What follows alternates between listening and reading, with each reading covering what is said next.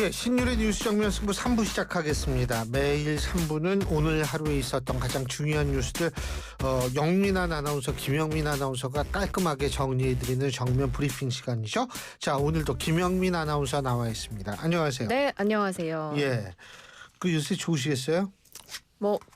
워낙 저는 아니요. 전업 투자자분들은 이제 좋으시겠지만 저는 너무나 소소해서요. 근데 있잖아요. 네. 이게 그 주식 오른다 그래서 모든 사람이 다 기뻐하는 거 아니에요. 내가 산 거는 안 오르는 경우 더 많아요. 근데 어쨌든 요새 이렇게 보면은 참 그런데 날씨도 덥고 참 그리고 날씨 덥다고 에어컨 없는 상태에서 선풍기를 오래 틀어 놓으시잖아요. 그러면 오히려 산소 부족이 일어날 가능성이 높다는 거예요. 예. 그래서 여러분 그런 거 좀 꼭 조심하시라고 제가 말씀을 꼭 전해드리고 싶습니다. 그리고 하여간 근데 날씨 이거 언제까지 이렇게 덥대요? 당분간 계속 더울 것 아니 같더라고요. 아까 여기 방송국 오는데 비가 조금 떨어지는 것 같았는데 소나기 소식이 조금씩 들어있긴 하더라고요. 있었는데 몇 방울 떨어지나 했더니 안 떨어지더라고요. 진짜요? 아니 원래는 좀 화끈하게 오든지. 근데 물론 또 그 집중호우 1시간에 100mm, 그럼 안 30mm 되죠. 이런 건 안 되죠. 아닌데 조금 땅을 식힐 만큼만 오기를 바랄 뿐인데 그것마저도 안 돼요. 자, 오늘 저건데 아까 우리가 주식 얘기 잠깐 했는데 코스피가 3,230선을 뚫었네요. 예, 그렇습니다. 오늘 코스피 지수가 특히 외국인과 기관의 매수세가 강했습니다. 3,230선을 회복했는데요. 어제도 사실 코스피가 기분 좋은 흐름을 보였는데 오늘도 0.66% 오르면서 3,230.57로 거래를 마쳤습니다. 오늘 장 초반에는 좀 내림세로 출발을 했다가 오전 10시쯤부터 보합권에서 등락하다가 늦은 오전부터는 오름세로 전환을 해서 계속 상승하는 흐름을 보여줬습니다. 장 초반에는 매도를 했던 외국인과 기관이 매수로 전환하면서 지수 상승을 이끌었고요. 외국인이 6,047억 원, 기관이 1,169억 원어치를 사들이면서 모두 5거래일 연속으로 순매수 기조를 유지했고요. 반면 개인은 차익 실현에 나서는 모습이었습니다. 삼성전자도 7만 원대를 지키고 있다. 그죠? 네, 맞습니다. 어제 장중 7만 원대를 찍고 7만 400원으로 장을 마쳤다가 오늘은 그것보다 더 오르면서 이틀 연속 7만 원대를 지켰습니다. 삼성전자가 어제 이제 테슬라와 대규모 파운드리 계약 을 수주했다라는 맞아요. 사실을 공개해서 11개월 만에 7만 원대를 회복을 했는데 오늘도 전거래일 대비 0.28% 올라서 7만 600원에 거래를 마쳤고요. 종가 기준 지난해 9월 3일 이후에 가장 높은 수준입니다. 외국인이 어제도 삼성전자에 대해서 6,800억 원대의 순매수를 실행했었는데 오늘도 2,500억 원 넘게 사들이는 모습을 보여줬습니다. 증권가에서도 굉장히 기분 좋은 희망의 목소리를 좀 내고 있는데 목표 주가가 속속 올라가고 있습니다. 유진투자증권의 한 연구원은 목표 주가를 기존 7만 2천 원에서 8만 4천 원으로 올려잡았고요. 대신증권 연구원도 8만 8천 원의 목표 주가를 제시했습니다. 예, 이게 다 좋은데 사실은 지금 이제 우리가 유럽, EU하고 미국하고 어제 15%로 관세 협상을 마무리하지 않았습니까? 근데 이게 내용에 대해서 여러 가지 얘기들이 나와요. 그래서 유럽 국가들의 상당수 국가는 15%면 사실 주가가 떨어질 이유가 없거든요. 네. 근데 주식이 떨어졌어요. 그리고 이제 우리 같은 경우에 8월 1일 전까지 나름대로 이제 협상을 해야 되는 거 아니에요? 근데 과연 우리가 15% 선을 지켜낼 수 있을지 여부에 따라서 우리나라 주가 시장도 출렁일 가능성이 있다라는 점을 우리 투자자분들은 잘 좀 생각을 하시고 예견을 잘 하셔야 될 겁니다.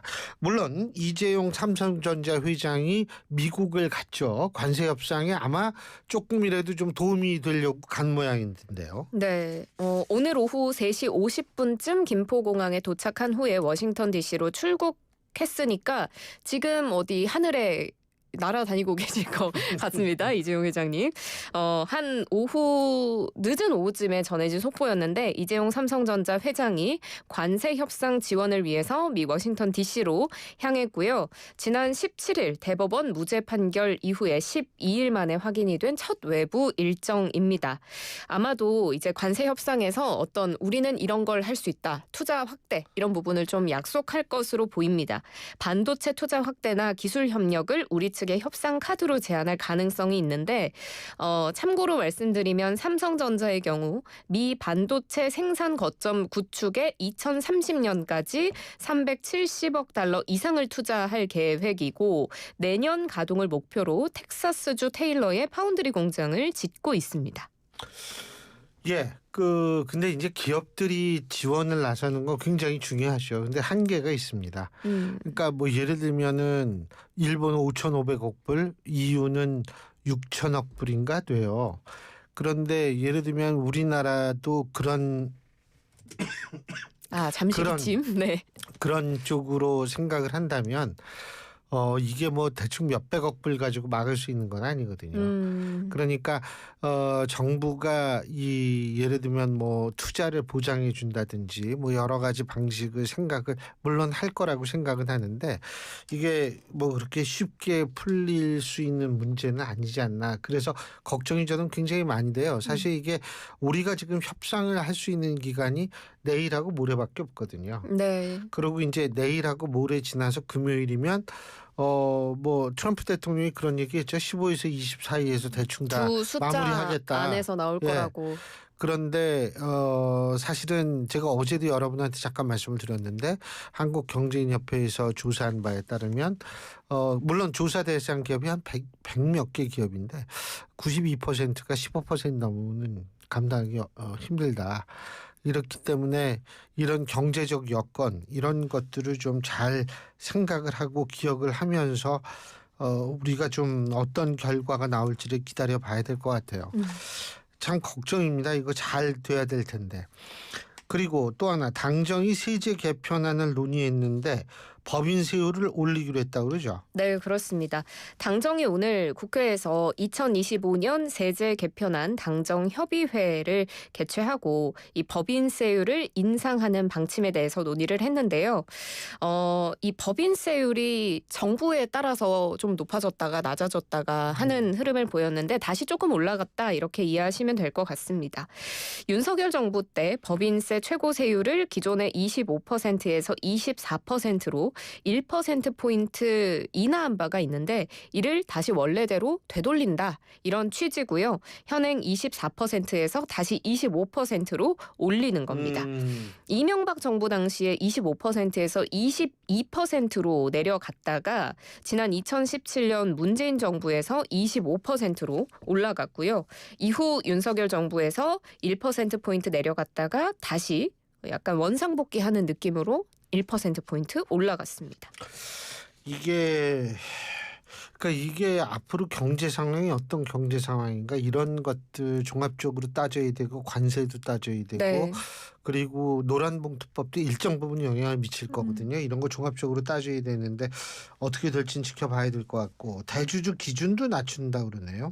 네, 이 대주주의 기준이 주식 양도소득세 과세 대상을 가르는 기준이 되기 때문에 실제로 이제 한 상장 주식을 50억 원 이상 원래 가지고 있으면 대주주다 이렇게 예. 봤는데 대주주의 기준이 10억 원으로 내려가면서 기준이 강화됐다라고 보시면 될 것 같습니다. 지금 현행 기준으로 상장 주식 종목당 50억 원 이상 보유하면 대주주로 주식 양도세를 내는데요. 앞으로는 10억 원 이상 보유자도 세금을 내도록 강화가 되는 거고 이 역시 윤석열 정부에서 완화가 된 바 있는데 다시 되돌린다 이런 취지입니다. 당정은 법인세율 높이고 대주주 기준을 강화하는 것을 윤석열 정부에서 추진한 이 당정 기준으로는 부자 감세이고 이것을 정상화하는 것으로 보고 있고요. 이를 통해서 세수 기반을 강화하는 것을 목표로 삼고 있습니다. 이러면은 이거 주식이 좀 왜냐하면 이것도 내다 파는 사람이 생긴다고요. 많이 갖고 그럴 있는 수 사람들. 있겠네요.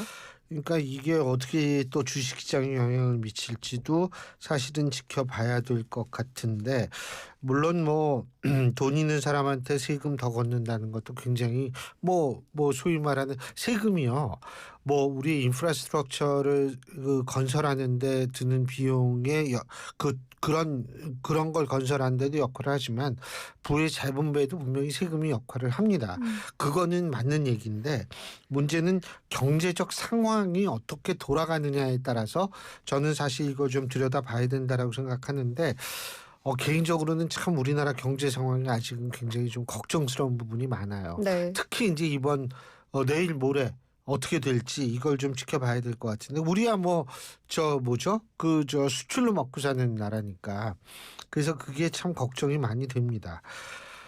그리고 뭐 이 얘기를 안 하고 넘어갈 수가 없죠. 이게 도대체 언제까지 이럴진 모르겠는데 지금 뭐 전국 빠지지 않고 전역에 폭염특보가 내려진 모양이에요. 그죠? 네, 그렇습니다.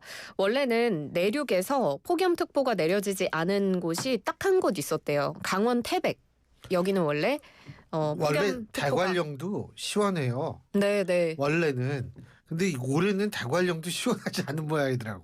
여기가 이제 태백의 경우에는 고지대이기 때문에 네. 비교적 좀 선선하고 사람들이 휴가철에 많이 이제 더위를 피하러 가는 장소인데 기후변화 때문에 태백도 폭염특보가 결국에 오늘 오전 10시를 기해서 폭염주의보가 내려졌습니다.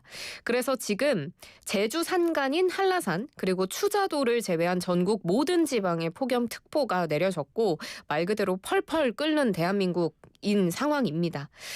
지금 한반도 상공으로 더위를 몰고 있는 고기압이 확장하고 있어서 당분간은 35도를 웃도는 심한 폭염이 지속할 것으로 기상청은 예보를 했으니까요.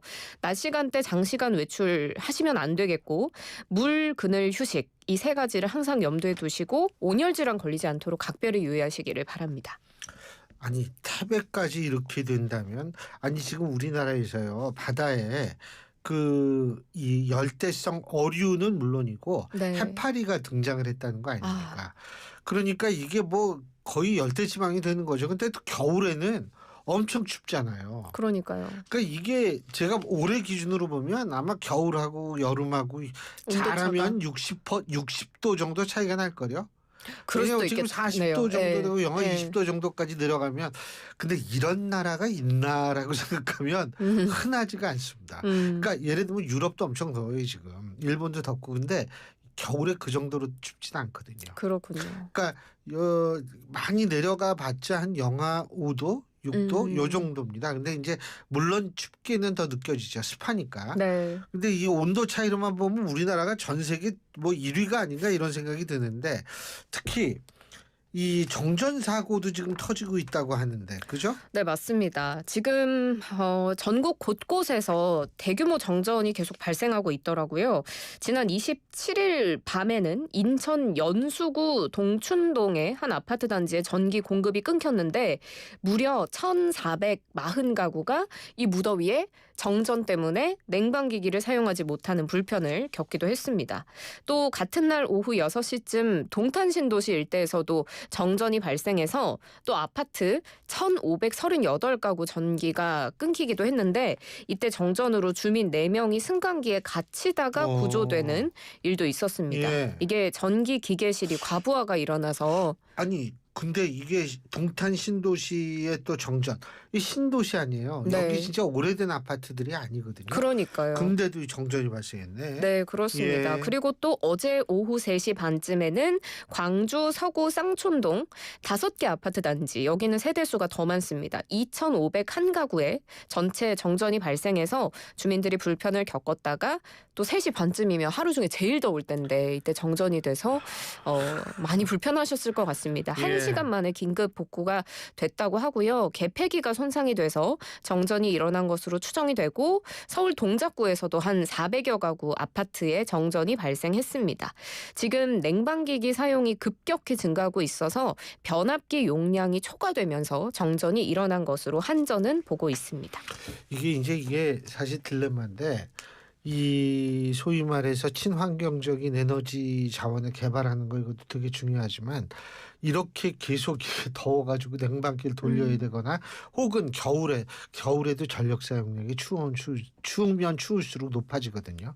이런 거 생각해 보면 야 이거 접점 찾기도 쉽지가 않겠구나 그런 생각이 들어요. 그래서 물론 이재명 정부가 저는 합리적으로 결정을 할 거라고 믿습니다. 근데 이것이 어떻게 되느냐에 따라서 또 굉장히 좀 이 일반 국민들이 불편을 겪을 수 있는 상황도 초래된 것 아닌가. 근데 초래되지는 않겠죠. 근데 어쨌든 이 더위에 여러분 건강 조심하십시오. 그래요. 김영민 아나운서 수고하셨습니다. 고맙습니다. 예, 김영민 아나운서였습니다. 춤과 노래를 즐기는 장수마을 가고시마의 100세 어르신들. 건강 비법은 흑초. 100세 시대. 골골백세냐 생생백세냐는 지금 결정됩니다. 늦기 전에 샘표 흑초하세요. 매일매일 흑초 습관. 샘표 흑초 100년 동안. 서울 거주 외국인 주민 수 약 44만 명 시대. 다양한 언어, 인종,